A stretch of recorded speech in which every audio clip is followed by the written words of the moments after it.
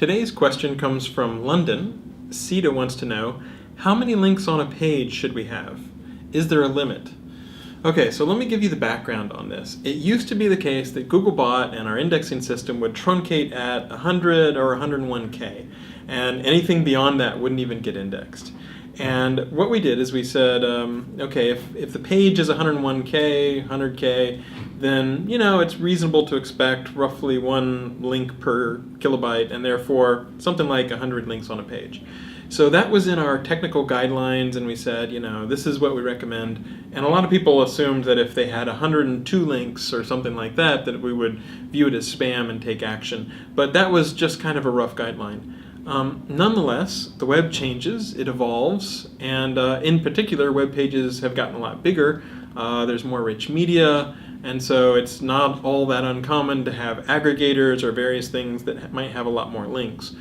So we removed that guideline, and we basically just now say keep it to a reasonable number, which I think is pretty good guidance.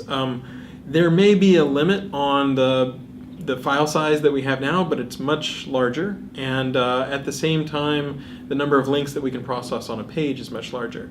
A couple factors to bear in mind is when you have PageRank, the amount of PageRank that flows through the outlinks is divided by the number of total outlinks. So if you have 100 links, you'll divide your PageRank by 100. If you have 1,000 links, you'll divide your PageRank by 1,000. So if you have a huge amount of links, the amount of PageRank that's flowing out on each individual link can become very, very small.